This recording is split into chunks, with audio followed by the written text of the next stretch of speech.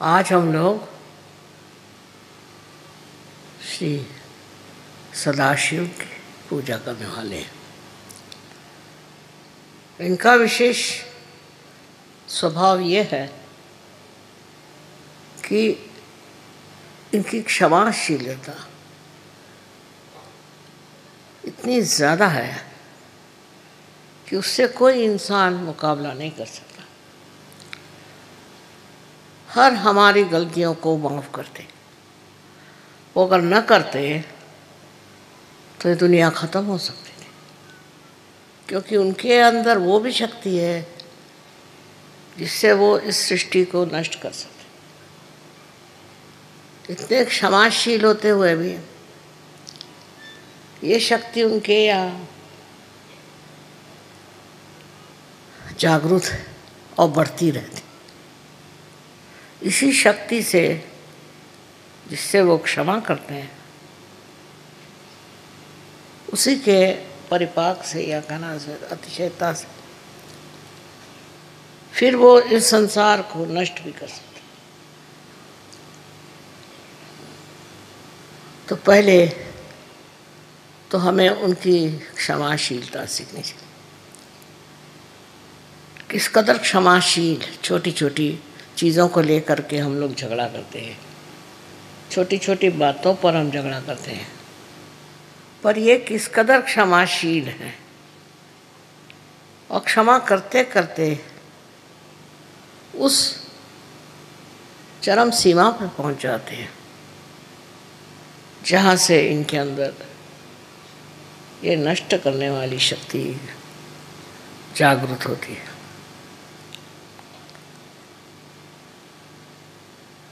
इसी से वो अपने को नष्ट भी कर सकते, इस सारे ब्रह्मांड को नष्ट कर सकते। जो भी कुछ सृष्टि बनाई गई वो सारी नष्ट हो सकती।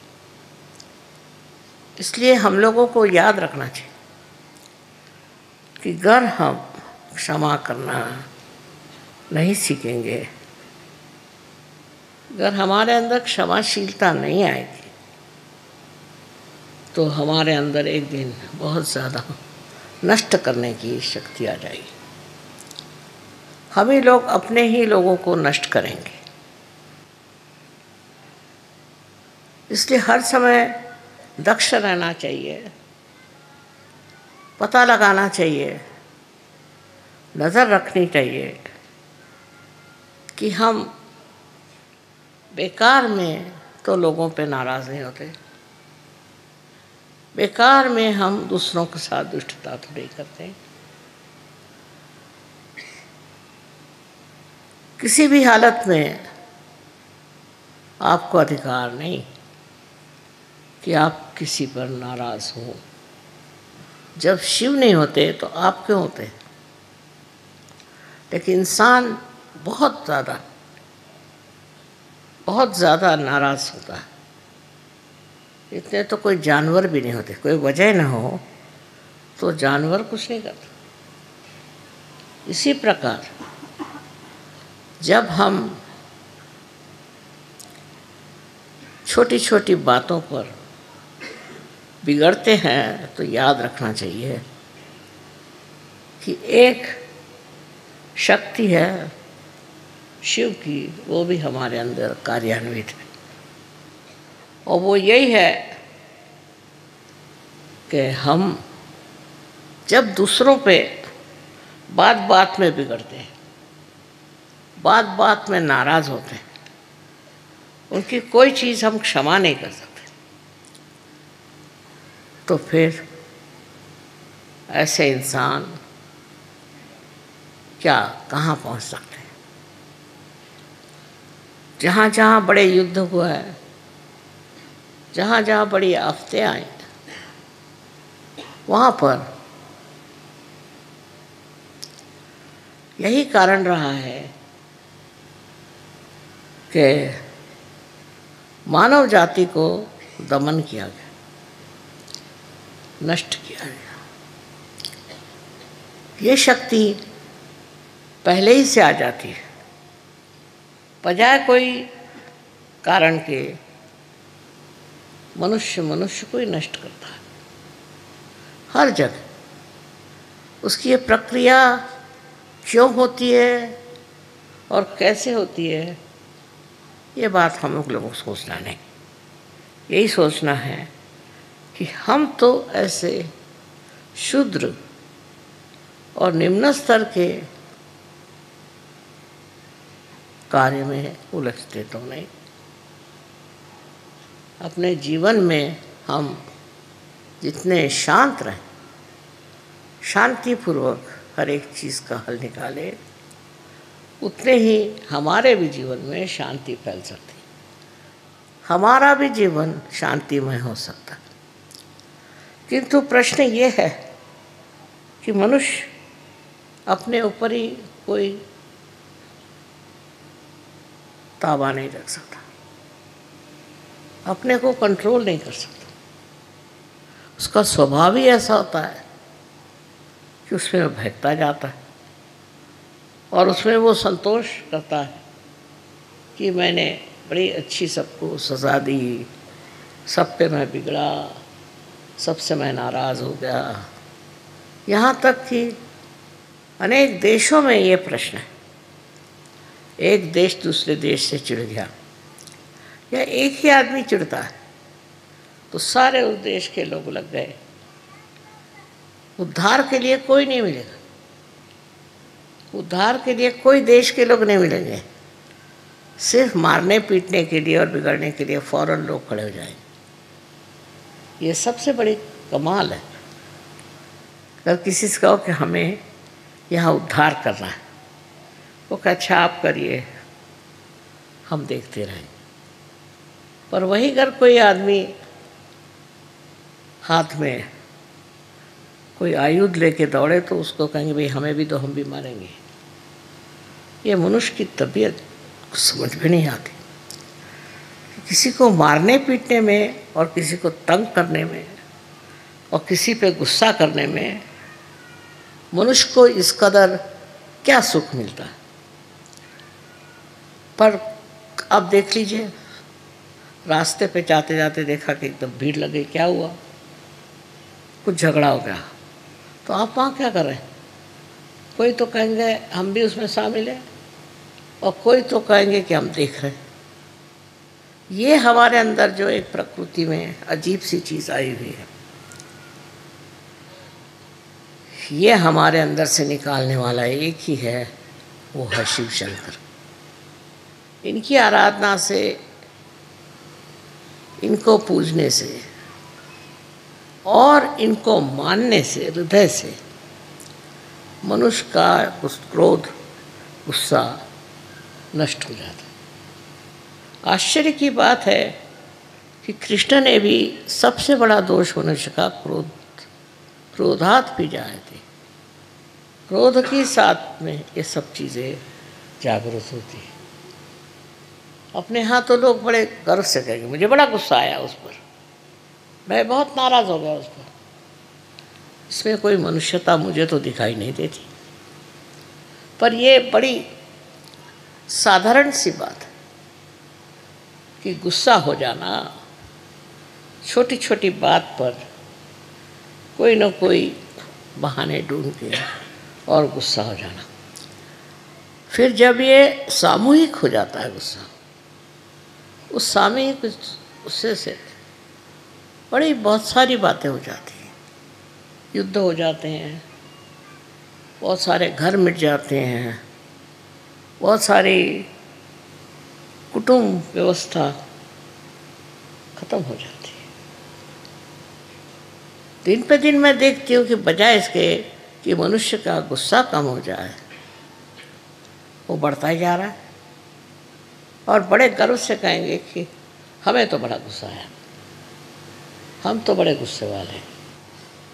हमारे देश में भी लोग गुस्से वाले आदमी को पहचानते हैं। बस्ती में उसका नाम हो गया गुस्से वाला, ये गुस्सेला है, ये गुस्साड़ा है, ऐसे ऐसे नाम उसके होते हैं। और ऐसे आदमी से दूर ही रहना चाहते हैं। ठीक है, किसी ने गलती कर उसको माफ़ कर दीजिए। किसी ने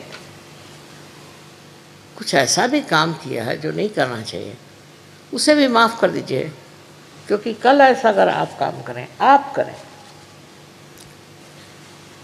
तो आप किसकी सज़ा लेंगे? कौन आपको सज़ा देगा? इसलिए यही समझ लीजिए कि हम सहयोगियों को बिल्कुल अधिकार नहीं कि हम किसी को सज़ा दें और उनको शिक्षा दें।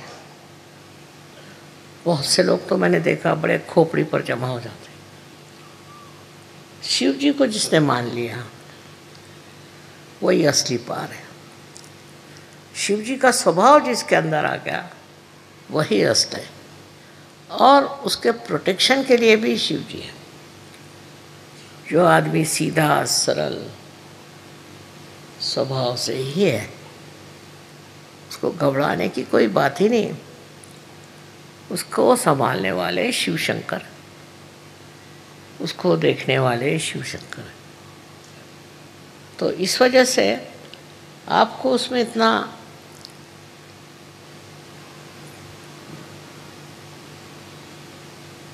प्रश्न क्या है?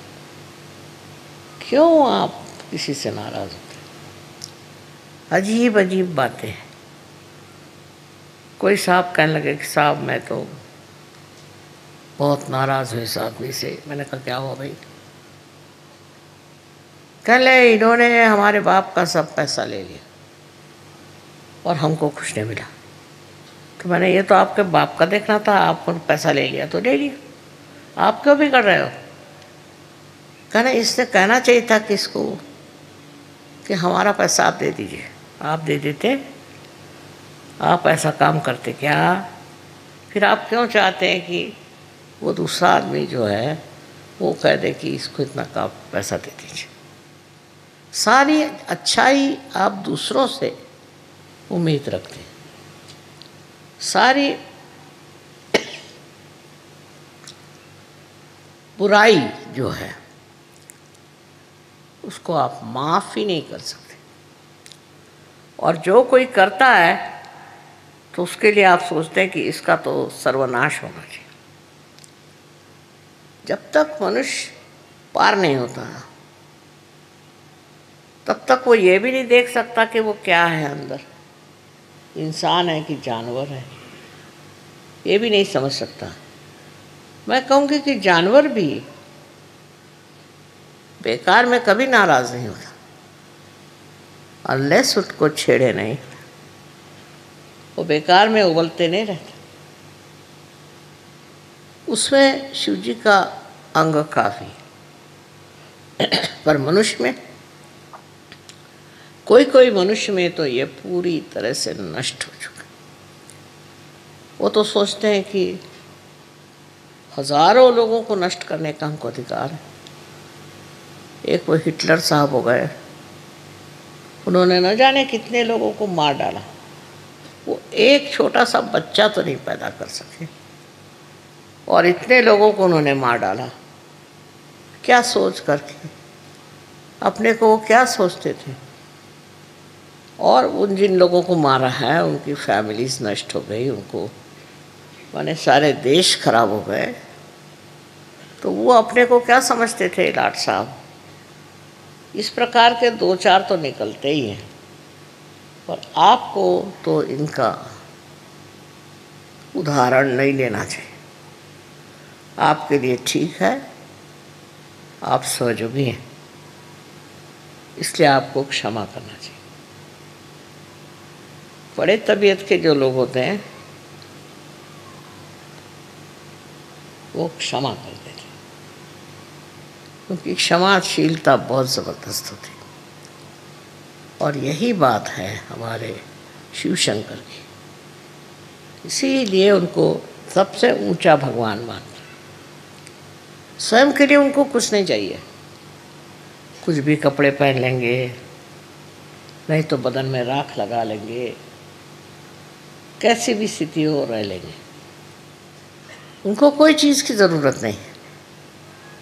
पर अगर कोई आदमी किसी के साथ बहुत ज़्यादती करता है तो अंत में वही उसका नाश करते हैं।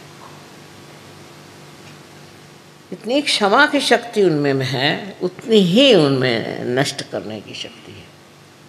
इसका कारण क्या है?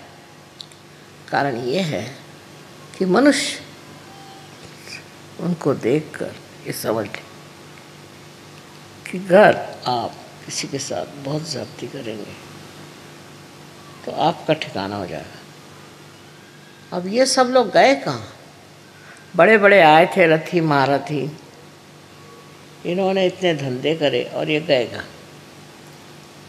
इनका बड़ा नाम था, बहुतों को मारा, बहुतों को खत्म किया, बहुत से देश के देश खत्म कर दिए।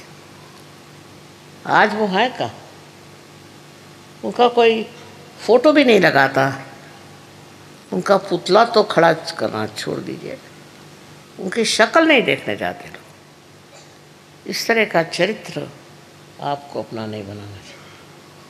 थोड़ी देर ये समझ लीजिए कि आपके नाराज स्वभाव से हो सकता है कि लोग आपसे डरें और डर के मारे बहुत से काम करें, पर जो काम डर के साथ होता है उसमें क्या मज़ा है, उसमें क्या विशेषता है? एक सोचने की बात है कि आपने कितने लोग दुनिया में जोड़े हैं आपने, और कितने लोगों को नष्ट कर दिया, कितने लोगों से झगड़ा हो गया। कोई कोई लोग होते हैं उनका तो धर्म है झगड़ा करना, उठे बैठे झगड़ा करना। कोई तो भी उनके अंदर एक लालसा होती है, सवेरे से झगड़ा हुआ, दिन में उससे झगड़ा हुआ, शाम को उससे झगड़ा हुआ। ऐसा स्वभाव जिस आदमी का हो जाए उसे तो लोग भागते हैं। वो अगर सामने से आते दिखाई देंगे तो लोग उड़ जाएंगे दूसरे रास्ते। इससे प्रेम नहीं बढ़ सकता। सहयोग तो पूरा प्रेम का कार्य है। इसमें देखिए, हमें बड़े बड़े उदाहरण, ईसा मसीह ने सूली पर चढ़कर कहा था कि हे प्रभु, इनको क्षमा कर दो, क्योंकि जानते नहीं क्या कर रहे।